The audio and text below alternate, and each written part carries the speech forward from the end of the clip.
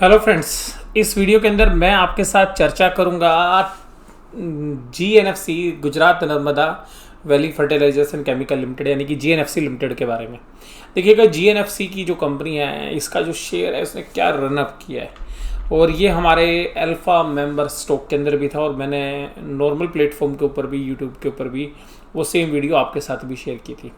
तो ये शेयर हमने करीबन 195 रुपये के आसपास जो है सजेस्ट किया था। और देखिएगा तो यहाँ पर ये जो समय था, ये करीबन अगस्त सितंबर का समय था जब हमने ये चर्चा की थी।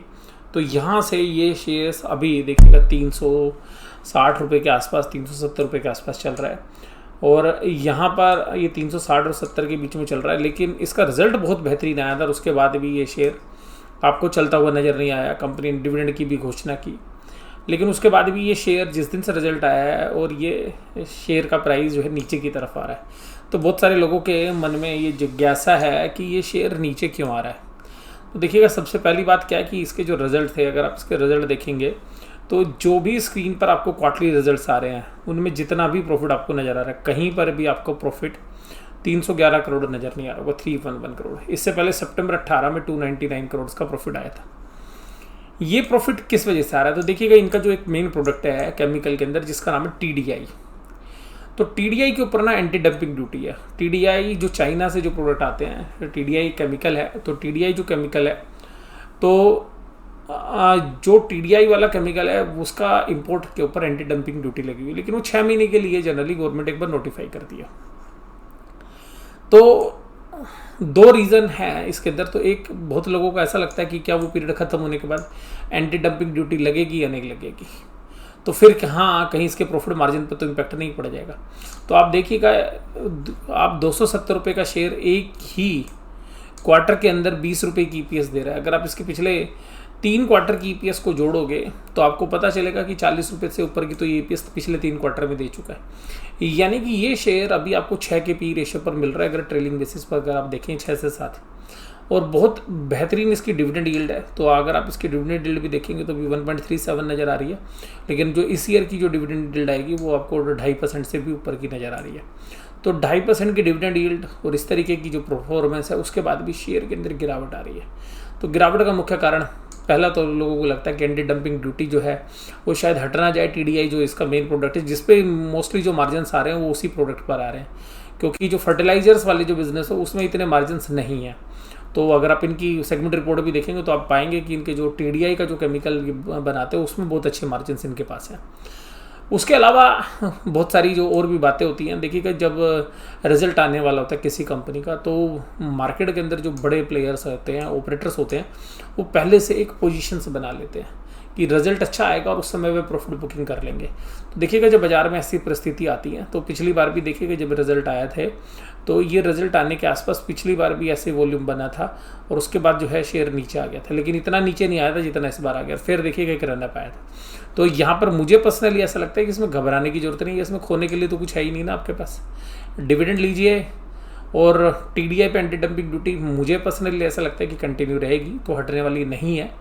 और अगर हटेगी भी तो तब फैसला ले लेना। और ऐसा नहीं कि खाली एंटी डंपिंग ड्यूटी हटने से इसके मार्जिन्स बिल्कुल साफ़ हो जाएंगे, लेकिन गवर्नमेंट एक तरीके से जो है एंटी डंपिंग ड्यूटी नहीं हटाएगी। अब एंटी डंपिंग ड्यूटी का मतलब क्या होता है, क्या ये चीज़ें होती है, मैं आपको सबसे पहले बताता हूँ। तो सबसे पहले समझिएगा एंटी डंपिंग ड्यूटी क्या होती है।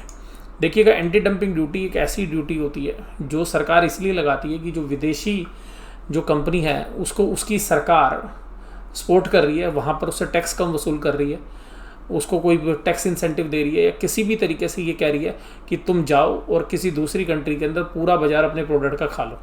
तो जो कंपनी जिसके अंदर इंपोर्ट होता है, तो वो अपने डोमेस्टिक बिजनेस को प्रोटेक्ट करने के लिए ऐसी ड्यूटी चार्ज कर देती है कि उसको जब ऐसे ड्यूटीज़ मिलती हैं कि ऐसा आभास होता है कि भाई इस तरीके की ड्यूटीज़ की रिलीफ उस कंट्री में मिली हुई है जहाँ से वो प्रोडक्ट आ रहा है, और उस कंट्री के अंदर जो गवर्नमेंट है वो प्रमोट कर रही है और हमारे यहाँ पे डोमेस्टिक इंडस्ट्री को ख़त्म करना चाहती है, या जो डोमेस्टिक प्लेयर्स हैं उनको डैमेज करना चाहती है।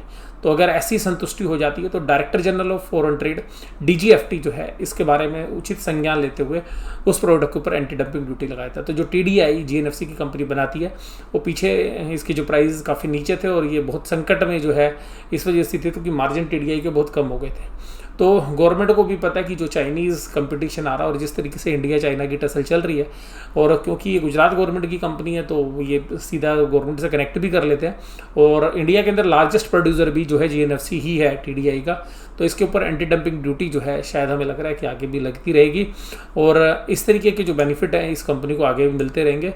और ये बेनिफिट अगर आप ये समझिएगा कि अगर साल 2 साल और मिल गए, क्योंकि ये 6 महीने के लिए एक बार जो है गवर्नमेंट प्रोविजनल बेसिस पे देती है, लेकिन इसको फिर जब दोबारा से इनके पास एविडेंस आते हैं, साक्ष्य आते हैं, तो उनको कंटिन्यू भी कर सकती है।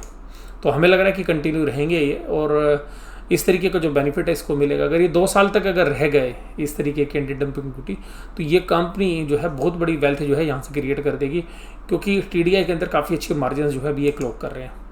और TDI जो है फाइनेंस मिनिस्टर ने जो है, देखिएगा ये 28 अप्रैल की न्यूज़ है, तो उसके बाद 1 सितंबर से इफेक्टिव डेट थी, तो दोबारा 28 अप्रैल से भी जो है लग गई, तो अभी 6 महीने के लिए तो है ही आपके पास एंटी डंपिंग ड्यूटी। लेकिन फिर भी बहुत लोगों को लगता है कि क्या उसके बाद साइकिल ना बदल जाए, तो ऐसा मुझे नहीं लगता कि घबराने की ज़रूरत है। और ये जो शेयर है डिलीवरी आज भी देखिए 63.55% उठी है, तो इसका मतलब ये नहीं है कि खरीदने वाले बहुत ज़्यादा इंटरेस्टेड थे, लेकिन इसके अलावा भी बहुत सारे जो वैल्यू इन्वेस्टर्स हैं हमारे तरीके से, जो लोग सोचते हैं, उन लोगों ने भी काफ़ी लोगों ने सजेस्ट किया हुआ है। और इसके अलावा कुछ स्मॉल कैप म्यूचुअल फंड्स ने भी जो है शेयर्स में बढ़ चढ़ कर हिस्सा लिया, और कुछ एंकर इन्वेस्टर्स भी जो है शेयर्स के अंदर अभी इवन इन प्राइस के ऊपर भी चेस कर रहे हैं। तो मुझे फंडामेंटली इस कंपनी में भी कोई ज़्यादा प्रॉब्लम लग नहीं रही है। TDI की एंटी डंपिंग ड्यूटी हटती है तो देखिएगा फिर एक थोड़ा सा प्रेशर आपको इसके शेयर्स पे देखने के लिए मिल सकता है।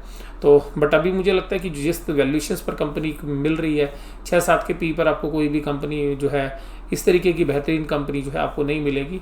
तो मुझे अभी भी लगता है कि ये शेयर काफ़ी अच्छी रिटर्न्स इन प्राइस से भी दे सकता है। तो अगर ये और नीचे करेक्ट होता है तो मुझे पर्सनली ऐसा लगता है कि ये एक्यूमुलेट करने वाली चीज़ है। तो क्योंकि बहुत सारे लोगों का दिल बैठा जा रहा था कि जी GNFC का शेयर नीचे गिर रहा है, तो क्या इस पर करना चाहिए। तो अगर आप अभी भी फंडामेंटली भी अगर आप इसको देखना चाहेंगे तो आप देखिएगा GNFC की जो सेल परफॉर्मेंस है, आप यहाँ पर देखिएगा कि ये जो क्वार्टरली रिजल्ट्स हैं आपको पता चलेगा ऑपरेटिंग प्रॉफिट मार्जिन 27% है। उसके अलावा देखिएगा टैक्स देने के बाद भी 311 करोड़ का जो है प्रॉफिट एक क्वार्टर में जनरेट कर रही है। अगर यही अगले 3 क्वार्टर में आता रहा तो 1200 करोड़ का प्रॉफिट तो एक साल में देंगे, 5688 करोड़ में 5688 में तो पूरी कंपनी मिल रही है। 4 साल में तो खुद एक ऐसी दूसरी कंपनी के बराबर जो है वो प्रॉफिट जनरेट कर देंगे। तो आप ये समझिएगा कि इसमें डाउनसाइड रिस्क कम है, क्योंकि अगर अब इसमें जितना प्राइस नीचे आएगा तो मार्केट कैप नीचे आती जाएगी, तो कंफर्ट जो है शेयर होल्डर्स को और ज़्यादा आता रहेगा। तो जो और नए वैल्यू इन्वेस्टर्स हैं नीचे के शेयर प्राइस में अगर यहाँ पे 320-330 की तरफ ये बढ़ता हुआ नजर आएगा तो 320 के आसपास एक बहुत अच्छी वैल्यू बाइंग जो है आ सकती है। और क्योंकि हमने भी वहीं पर जो है पहली बार जो है अपने जो अल्फा मेंबर्स है उनको कहा था कि यहाँ पे आप हल्का फुल्का जो है प्रॉफिट बुक कर सकते हैं। तो 318 रुपये के आसपास जो है प्रॉफिट बुकिंग वहाँ पे हुई थी, और वहाँ पर एक बेस भी है। अगर उधर तक प्राइस जो खिसकता है तो वहाँ बहुत जो वैल्यू इन्वेस्टर्स हैं वो शायद इस शेयर को फिर पिक करते हुए नजर आएंगे। तो मुझे डाउन साइड ज़्यादा नहीं लग रही, और क्योंकि अब तो ये कम डिविडेंड शेयर है, क्योंकि इसमें डिविडेंड भी शामिल है, तो मुझे यहाँ पे अभी भी जो है कंफर्ट लगता है। लेकिन मैं फिर भी ये कहूँगा कि अगर आप कोई भी अपना निवेश करें तो अपने फाइनेंशियल वजह से सलाह लेने के बाद ही करें। बट वैल्यू अभी भी रिच है, और उस वैल्यू वो अभी भी जो है फेवरेबल है, और यहाँ पर आपको रिच बनाने के लिए वैल्यूएशन काफ़ी मुझे कंफर्टेबल लग रही है। लेकिन मैं फिर भी बोलूँगा कि अपना फाइनेंशियल एडवाइस सलाह लेने के बाद ही निवेश करें। 10 रुपये की फेस वैल्यू है, ऐसा भी नहीं कि 1 रुपये की फेस वैल्यू वाला शेयर है, या मार्केट कैप बहुत बड़ी है, तो 5-6-8 करोड़ की मार्केट कैप है, तो काफ़ी कंफर्ट जो है मुझे अभी भी शेयर्स के अंदर है। और मुझे लगता है कि अभी भी इन प्राइस के अंदर भी एक अच्छा दमखम जो है अभी भी दिखा सकता है। और गवर्नमेंट का भी फोकस है अभी देखिएगा रूरल थीम के ऊपर, और कोविड के बाद भी जो है केमिकल्स फर्टिलाइजर्स इनकी डिमांड बनी रहनी है, तो इसका इम्पैक्ट भी जो है कम आएगा। और अगर मानसून अच्छा आने की खबरें जैसे आएंगी तो फिर देखिएगा इस तरीके के अंदर इस तरीके के शेयर्स में मोमेंटम प्ले भी आपको आता हुआ नजर आएगा। आज की वीडियो यहीं पे ख़त्म करते हैं। वीडियो देखने के लिए धन्यवाद। Thank you very much.